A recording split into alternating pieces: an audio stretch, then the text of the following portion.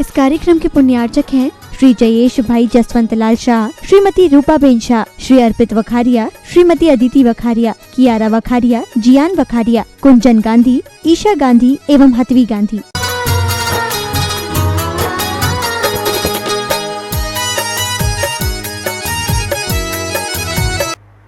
ओम नमः सिद्धेभ्यः, ओम नमः सिद्धेभ्यः, ओम नमः सिद्धेभ्यः। अहिंसा परमो धर्म की आचार्य गुरुवर श्री कुंद कुंद भगवान की, आचार्य गुरुवर श्री ज्ञान सागर मुनि महाराज की,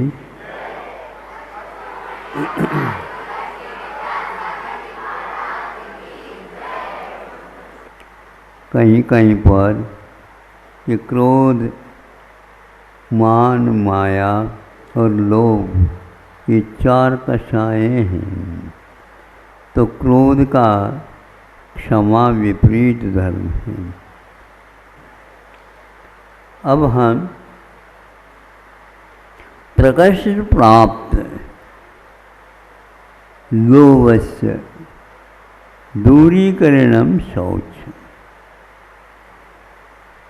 जब लोभ का उत्कर्षण होता है, बढ़ता जाता है, उसको बहुत जल्दी समझ करके, सोच करके उसका संवरण करना चाहिए और नीचे की ओर लाने का उद्यम करना चाहिए।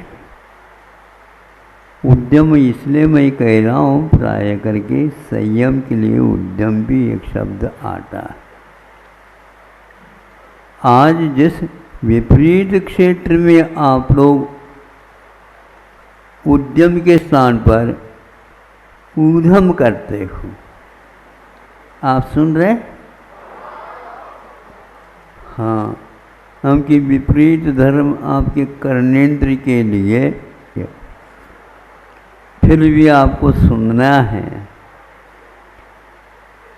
मनोयोग के साथ सुनेंगे, अवश्य यह ध्वनि आपके कानों तक आ रही है।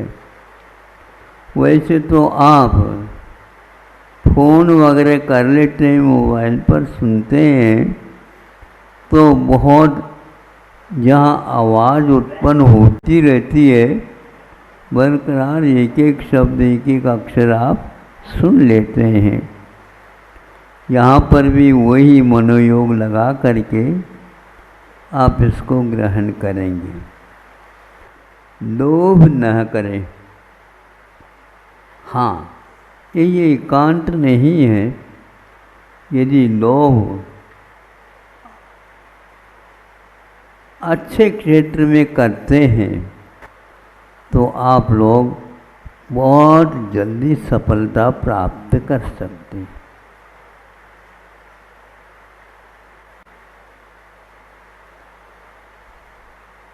भोजन के लिए बैठ जाते हैं आप, भूख तो कड़ाड़ी लगी हुई है, किंतु आप दो व्यक्तियों का निरीक्षण करना अनिवार्य होता है, क्योंकि यहाँ पर उस ग्रास का निदान होता है। निदान का मतलब वो मीठा है, तैपरा है, कड़वा है, कषायला है, आदि आदि।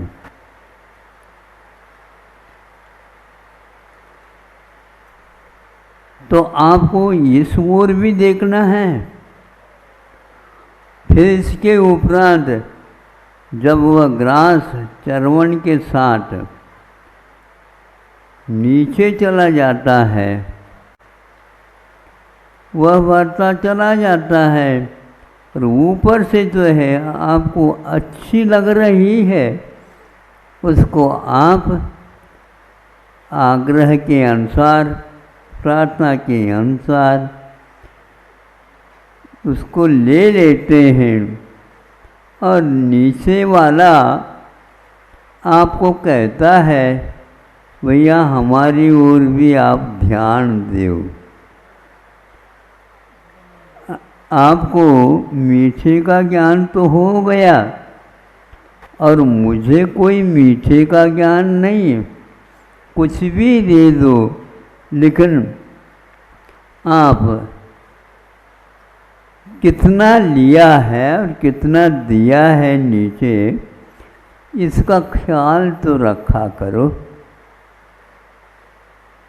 नहीं कोई बात नहीं, एक गोली और ले लूँगा तो ठीक हो जाए।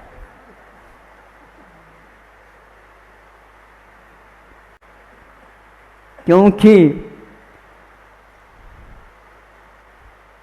शरीर तो शरीर है, अविनाशी है ही नहीं। इसलिए भस्मीभूतस्य देहस्य पुनरागमनम कुतः है। यह भस्म होना है एक दिन, इसलिए पुनः मिलना तो है ही नहीं।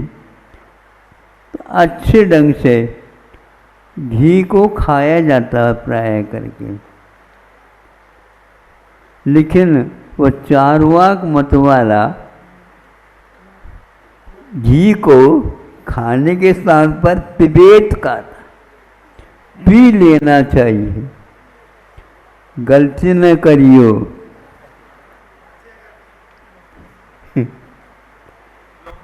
पचेगा भी नहीं और बचना भी मुश्किल हो जाएगा, एकदम वह हजम नहीं होगा। अनुपात से यदि लेते हैं तो वह गुणकारी है। अनुपात का अर्थ यह है मिल रहा है ले लो, नहीं, आप अपने हाथ से अनुपात निकालो, मुझे कितना लाभप्रद है ऐसा। इसलिए परोसने वालों को भी ध्यान रखना चाहिए और जिसे परोसा जा रहा है उसको भी ज्ञान नहीं ध्यान अच्छे ढंग से रख लेना चाहिए। अतिमात्रा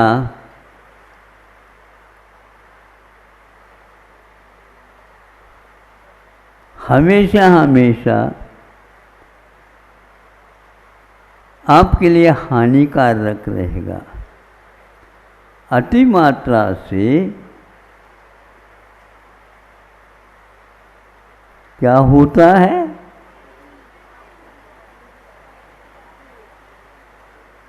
अति मात्रा से यदि भोजन कर लेते हैं या और कुछ भी कर लेते हैं तो वहाँ एक कुफत हो जाता है, आपके लिए हानिकारक होता है। इसलिए मात्रा मासी हो ऐसा कुछ ध्यान में आ रहा है। किंतु एक प्रकार से माँ इस बात को समझती है कितनी इसकी उम्र है, कितनी इसकी भूख है, पाचन शक्ति की क्या दशा है, समझती है। आप भले ही आग्रह कर लो, वह आपके आग्रह को भी घुमा करके आपको दूसरी चीज़ दे देगी, किंतु मात्रा उतनी ही रखती। तो भीतर नीचे वाला पेट कह रहा है कि भैया बंद कर दो, तो आप बंद क्यों कर दें? आप भर गए हो तो दूसरे तरफ से एक मार्ग और खोल दे, पेट के बाहर से। होता ऐसा ही है आजकल।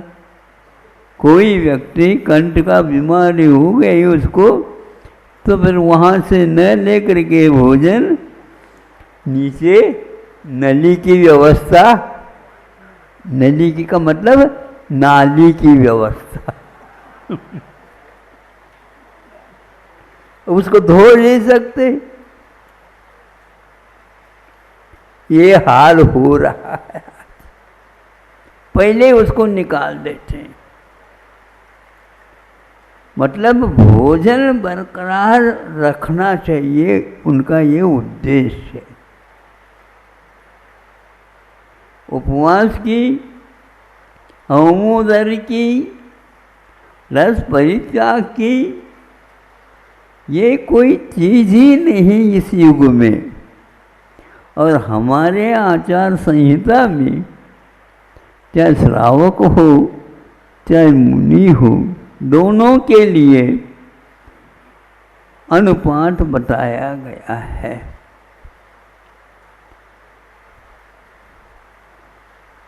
शंखाओं के बारे में उन लोगों ने कहा है, लघु शंका दीर्घ शंका के लिए जाऊं क्या नहीं जाऊं, और भोजन के लिए उठना है और कुछ भूख कम सी लगी है, भोजन के लिए उठूं क्या नहीं उठूं, मत उठो, ये कहा है। तो आप लोग क्या करते हैं, मेहमान आए इसलिए उनके साथ तो हमें भोजन तो करना ही होगा, और हमारे जल्दी उठेंगे तो उनको भी जल्दी उठना पड़ेगा। इसलिए अब क्या करें, नहीं मेहमान को कह दो थोड़े से आज स्वास्थ्य में गड़बड़ी है, इसलिए मैं अभी इस समय भोजन नहीं कर सूंगा, मैं बैठ जाऊंगा, आपको परोसता रहूंगा। ये आवश्यक है। जो चीज हानिकारक है जानते हुए भी उसका सेवन यदि हम करते हैं, हमसे बढ़कर के कोई अविवेकशील मनुष्य नहीं है। क्योंकि विवेक और अविवेक का मैं इसलिए प्रयोग कर रहा हूं, इसका क्षीर नीर विवेक के लिए कहते हैं ना, उसी प्रकार इसका अर्थ निकलता है। भेद विज्ञान और सामान्य ज्ञान में बहुत अंतर होता है। इससे हम अपने जीवन को शांतिपूर्वक जी सकते हैं। पच रहा है यह नहीं पच रहा है, ये ज्ञान नहीं करते हैं तो कैसा होगा। इसके बारे में कई स्थानों पर ये लिखा कि जिसको आहार विहार और निहार का बोध नहीं रहता, वह व्यक्ति कभी भी मुनि नहीं बन सकता। और यदि मान लो कोई आपके आग्रह करके मुनि बनाना चाहे तो मैं तो आप लोगों को आशीर्वाद नहीं दे सकता, क्योंकि यह अभ्यास पहले अनिवार्य है। यदि आपको वह पच नहीं रहा है, रुच नहीं रहा है, स्वाद नहीं आ रहा है, महाराज रस वगैरह ले लें तो स्वाद आएगा, गलत बात है ये। यदि आप ज़्यादा लेंगे मात्रा में या रसों की मात्रा प्रतिदिन लेते चले जाएंगे तो वह पचेगा नहीं बल्कि बचेगा, अजीर्ण होगा। गोली ले लेंगे, गोली ले लेंगे, औषध ले लेंगे, फाकी ले लेंगे, उससे वह काम ठीक नहीं चलेगा। ये पहले ठीक कर दो। आचार्यों ने इसीलिए बाह्य 6 प्रकार के तप बताए, आभ्यंतर 6 प्रकार के तप बताए, और ये हेतु दे दिया आभ्यंतरस्य तपसा परिभ्रूमणार्थम, बाह्य तपों की व्यवस्था भीतरी तपों की विकास के लिए रखे हैं। यदि इनको गौण करते तो 6 ही तप रह जाते हैं। कर्म निर्जरार्थम तप्यते तपः, कर्मों के निर्जरा के लिए तप किया जाता है? नहीं, कर्मों की निर्जरा के साथ साथ वह आभ्यंतर तप के लिए कितना उपकारक है ये देखना आवश्यक है।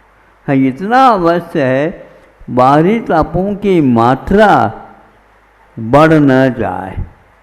बढ़ाने में आप उसको भी बढ़ा दें, उसको इस ढंग से मत बढ़ाओ।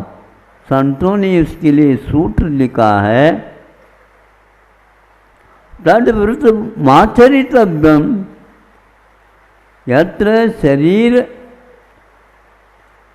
मनसी न विकृतिम याति, विकृति को प्राप्त नहीं करते हैं, क्योंकि मन भी प्रशस्त बना रहे और तन भी प्रशस्त बना रहेगा तो वह व्रत अपने लिए व्रत माना जाता है।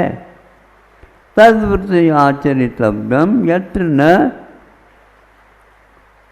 अकुशलम, यदि शरीर और मन में अकुशलता मिल जाती है तो छोड़ देना चाहिए, ये कहा है। लेकिन हम लोभ के लिए अब ये इनको बता दो, ये सूत्र का पाठ करने से एक उपवास का फल मिलता है। ऐसे करें हम, सूत्र पाठ का अखंड पाठ रखा जाए। क्या? हाँ, उपवास करने की कोई आवश्यकता नहीं, किंतु उसका माथा गरम होगा। अब उसको ठंडा करना बहुत कठिन है, बर्फ लगा दो कुछ नहीं होगा उससे। इसलिए आप अति मात्रा में वचन प्रयोग न करिए, अति मात्रा में आप चिंतन न करिए।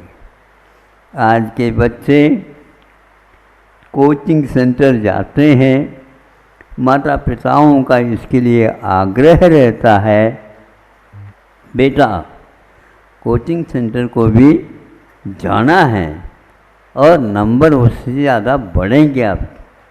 वो लोभ में आ जाता है लड़का, और विद्यालय भी जाता है।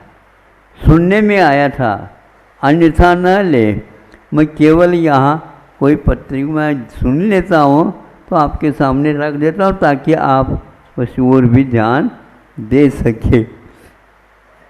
तो उसमें यही था कि विद्यालय में जो दिया जाता है विषय वह कोचिंग सेंटर में नहीं दिया जाता, और कोचिंग सेंटर में जो दिया जाता है वह विद्यालय में भी मिलता नहीं है। ऐसी स्थिति में दोनों को वह हाजिरी दे देता है, उसका माथा गरम हो जाता है। बेटा अमृत धारा लगा लेना बीच बीच में,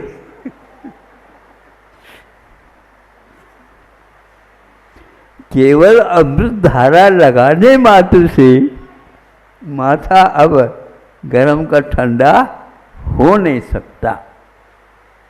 इसलिए आप विद्यालय के लिए क्यों भेजते हैं इसको भी पहले ध्यान में रखो। विद्यालय किसके लिए है? तो बच्चे कहते महाराज विद्यालय में आजकल कुछ मिलता नहीं। क्या नहीं मिलता? हाजिरी तो मिलती है, हाँ हाजिरी मिलती है, इसके अलावा वहाँ पर कुछ नहीं होता। तो वहाँ पर जा रहे हो, वहाँ से क्या मिलेगा? उनके अनुसार तो आपको प्रश्न पत्रिका मिलेगी नहीं, तो इसीलिए आप एक ही रखो। उन लोगों का कहना था, आग्रह था, या तो विद्यालय रखो या कोचिंग सेंटर रखो। यदि उससे आपका विद्यार्थी बहुत अच्छा होशियार हो जाता है, व्युत्पन्न हो जाता है, तो रखो। लेकिन ये नहीं हो रहा है, इसलिए उन्होंने इसकी आलोचना की है।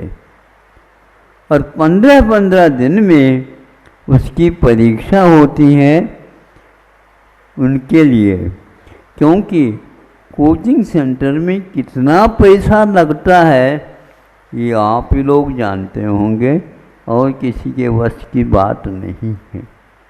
इतने ही नहीं, सुनते हैं कोटा वगैरह में ऐसे आत्महत्या करने वालों के बच्चों की संख्या एक साल में 30-35 हो रही है। आप क्या समझ रहे हो? कोई बीमारी आई क्या? नहीं, ये उसकी कृपा है जो आप उसके लिए आग्रह करके भेजें। तो वह पत्र लिखता है, बेटा अपने पिताजी को, सही लिख रहा हूँ, ध्यान से लिख रहा हूँ पिताजी, यह अक्षरशः मानने योग्य है। मैं अभी वहाँ नहीं आ सकता, और यहाँ पर रहूँ तो मैं कितने घुटन के साथ रह रहा हूँ, इसका मैं वर्णन नहीं कर सकता। यहाँ पर इतना संताप, ये ताप हो जाता है कि भोजन भी अच्छा नहीं लगता, क्योंकि भूख ही मर जाती है। ऐसी स्थिति में आप क्या करना चाहते हो? महाराज आशीर्वाद दो, बच्चा बिल्कुल ठीक हो जाए, बहुत होशियार है। भाई होशियार तो है, लेकिन उसके लिए दुगना यदि पाठ्यक्रम रखोगे तो क्या होगा? नहीं होगा कि घी खाने मात्र से पहलवान नहीं बनता, और घी खा लो और देख लो मैं पहलवान बनाए क्या नहीं। पागलपन है ये। धीरे धीरे इसकी कटु आलोचना भी पत्रिका में हो रही है, और आकाशवाणी इत्यादि के माध्यम से भी उसका प्रचार प्रसार हो रहा है। इसके अलावा जैसे 9 देवता होते हैं, वैसे उन बच्चों के पास मोबाइल आदि की व्यवस्था होने से वो अब क्या करें, मन को बहला दें, उसके लिए कुछ वो गेम वगैरह, खेल कूद वगैरह करते हैं। उसमें भी बहुत ही नासमझी हो रही है। आप यहाँ पर बैठे हो, प्रयास करके बच्चों के लिए किसी भी प्रकार से धन अर्जन करके देते रहते हो। एक दिन बच्चा अवश्य पढ़ा लिखा हो करके आएगा। तो वह अब क्या आएगा, कब आएगा, इसका कोई पता नहीं है। इसके बाद में भी एक और है, भारत में की शिक्षा सही शिक्षा नहीं है, विदेश की शिक्षा ही विशेष शिक्षा है। देखो बिल्कुल ठीक है। कौन सी विशेष शिक्षा और कौन सी सामान्य शिक्षा, इसकी तुलना करना बहुत मुश्किल है। इन सब बातों से आप लोग अवगत हैं, लेकिन आप लोगों को लोभ अवश्य सता रहा है। एक दिन आएगा बच्चा और पैकेज के साथ आएगा। हाँ, तो अब आप घूम क्यों गए? हम घूमे नहीं समझे। घूमने वाले बच्चे तो हमारे कंपनी में बहुत आते हैं, किंतु हम उनको भी लौटा देते हैं। उसी प्रकार आपको भी लौटा रहे हैं। आगे मुझे कुछ कहना गलत लगेगा आपको, नहीं आप सही सही बता दो, ताकि मैं उसको सुधार सकूं। सुधारना तो ये है कि आप काम करते हैं किंतु आपको अनुभव नहीं है। सुन रहे हो? 2 बार मिलने, 2 बार कह ले, अच्छा रहता है। जैसे आप लोग मन शुद्धि, वचन शुद्धि, काय शुद्धि 3 बार बोलते हैं तो तब हमें संतोष होता है। उसी प्रकार यह जब सुना, अनुभव नहीं, फिर अनुभव के बिना भी अंक इतने आ सकते हैं क्या? अनुभव के बिना भी, हाँ महाराज, यह तो विदेशी अथवा देशी शिक्षा की बात है, किंतु निगाह की बात नहीं है। हमने 3 महीने में देख लिया, आपको कुछ भी नहीं आता। कई व्यक्तियों ने, जो समालोचन करने वालों ने भी यही कहा कि इस प्रकार के बच्चे, उनको हम इंग्लिश में क्या शब्द आता है, डमी डमी। हाँ, इसका अर्थ क्या होता है? अनुभवहीन का नाम डमी है। हाँ, ये 2 नंबर का, यूं कह दूं, यह 1 नंबर का नहीं है। तब उसको लगा इतना मैंने अध्ययन किया, ये अध्ययन नहीं किया, आपने केवल क्या किया? रटा रटा, रटंत विद्या, तोता रटन जिसको बोलते हैं। तोता बहुत राम राम राम राम राम राम बोलता है। राम राम राम जल्दी बोलो तो क्या होगा? मरा मरा मरा मरा।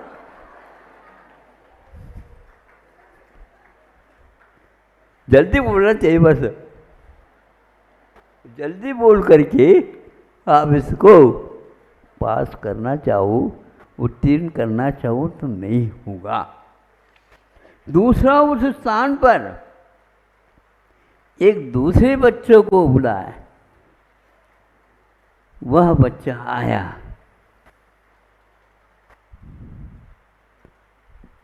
कितनी बार आपने परीक्षा दी है बताओ?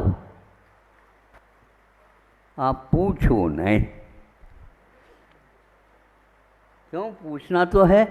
आपको प्रश्न पूछना है, मैं प्रश्न का उत्तर दूंगा। क्या चाहते हैं आप हमसे? काम चाहते हैं, लेकिन हम आपको बताते हैं इतने पैसे तो हम राशि देंगे और इसका विकास भी करते चले जाएंगे। आपको यदि पसंद है, हाँ हाँ बिल्कुल मुझे पसंद है,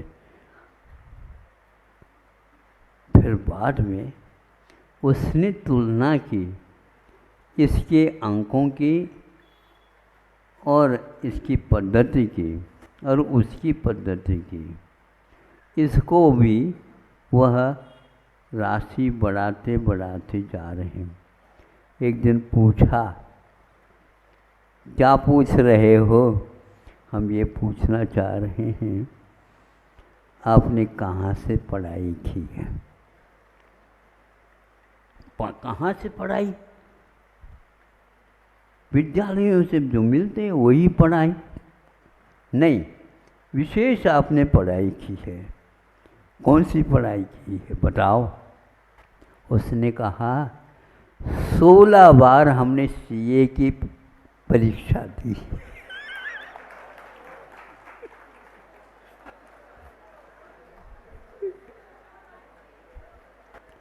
आपने सुन लिया वाक्य? कैसा लग रहा बताओ? हाँ, मैं इसका समर्थन करता हूँ, क्योंकि यह स्पर्धा वाली जो परीक्षा है, यह परीक्षा एक प्रकार से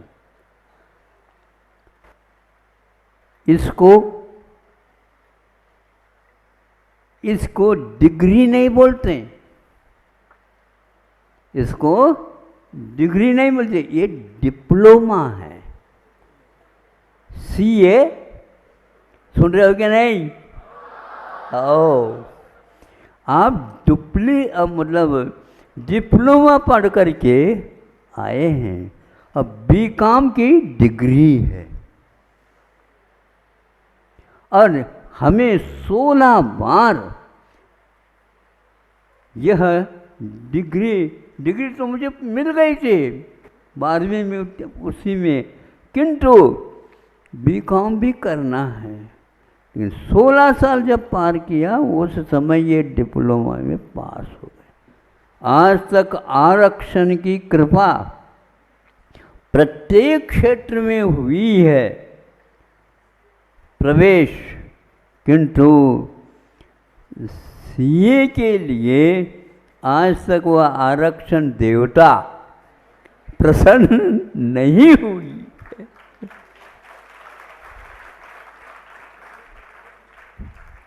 किंतु उसके लिए 16 साल निकालना पड़ा, फिर भी कम है। उन लोगों ने कई सीमा नहीं रखी, अब रख दी वो तो बात अलग है। जब कभी मैं सुनता हूँ तो उसके लिए कहा मरते दम भी आप सीए की परीक्षा दे सकते हो। अभी भी ये है, बिल्कुल पक्का है, क्योंकि इसमें निगाह रखी जाती है यह इस प्रश्न का उत्तर कैसा लिखता है, आपकी प्रस्तुतिकरण कैसी है। जहाँ केवल पढ़ने का जो लोभ करते हो इसको आप छोड़ दो, नकल करने की बात छोड़ दो, कुछ अकल का प्रयोग करने की बात सामने लाओ। हमने बहुत दिन से विद्यालय देखा, इसलिए बहुत होशियार है ऐसा नहीं हो। सियार हमने जब पढ़ा होशियार, जब थोड़ा सा हम हो को रोक करके पढ़ा सियार हो गया। इसलिए आप अपने आप को होशियार मत समझो।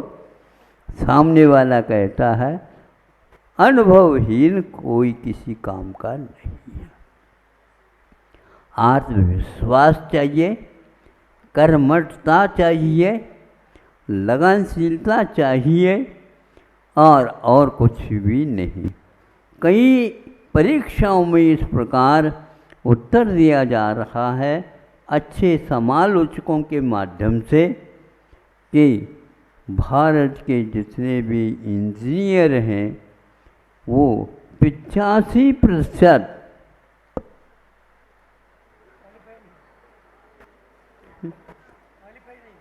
सुनो, क्वालिफाई के बिना एजुकेशन कैसे है महाराज, ये बताओ। मतलब ये कोश में देखने योग्य शब्द है, क्वालिफिकेशन और एजुकेशन, बहुत अंतर, जमीन आसमान का अंतर है। योग्यता ये महत्वपूर्ण है। भव्य और अभव्य में क्या योग्यता है, दोनों के पास ज्ञानावरणी, दर्शनावरणी, मोहनी आदि सारे कर्म हैं, लेकिन एक के पास योग्यता है नष्ट करने की और एक के पास नष्ट नहीं करने की है। इसलिए जो नहीं करता नष्ट, उसके लिए योग्यता है ही नहीं, इसलिए उसको अभव्य घोषित किया है। अयोग्य जिसको बोलते हैं, होनहार नहीं। अभव्य का अर्थ क्या होता है, भवितुम योग्य है न इति अभव्य है, ये इसका अर्थ निकलता है। समय आपका हो गया है, समय की ओर देखना चाहिए। आप लोग घड़ी तो हाथ में बांधते हैं लेकिन उसकी ओर निगाह नहीं रखते। एक ने भी देखा नहीं ऐसे, किंतु मुझे हमारे सामने रखा हुआ है, इसका अपना महत्व है। ज़्यादा मैं कहना नहीं चाहता हूँ, किंतु आपको सोचना चाहिए। केवल उस सुभाष चंद्र ने जो पत्र लिखा था अवश्य आप पढ़िए और साहस रखिए कि कैसा उन्होंने उस समय में, जिस समय में स्वतंत्रता मिलने को थी, उस समय में यह उन्होंने अपने भावों की अभिव्यक्ति की थी। बहुत अच्छा। ऐसे माता पिताओं के संस्कार हमेशा हमेशा इस गांव को नहीं, शहर को, नगर को नहीं, किंतु वहाँ सभी प्रांत और सभी राष्ट्र को उन्नत करने में कारण है। था महावीर भगवान ऐसे नहीं बने थे नकल करके। ध्यान रखो, महावीर भगवान अपनी अकल लगा करके ऐसा किया और वह 3 लोक के नाथ बने। धन्य है ऐसे तीर्थंकरों को और उस परंपरा को जो आज कम से कम हम उसको सुनने, पढ़ने और उसके द्वारा जो संकेत दिया गया है उसके अनुसार उस पथ पर चलने के लिए थोड़ी क्वालिफिकेशन जिसको बोलते हैं प्राप्त हासिल करो, पर्याप्त हो जाएगा।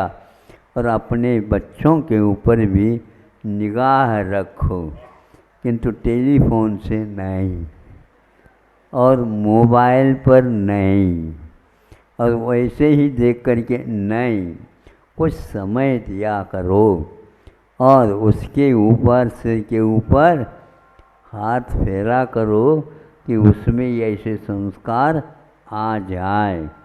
अहिंसा परमो धर्म। इस कार्यक्रम के पुण्यार्चक थे श्री जयेश भाई जसवंत लाल शाह, श्रीमती रूपाबेन शाह, श्री अर्पित वखारिया, श्रीमती अदिति वखारिया, कियारा वखारिया, जियान वखारिया, कुंजन गांधी, ईशा गांधी एवं हतवी गांधी।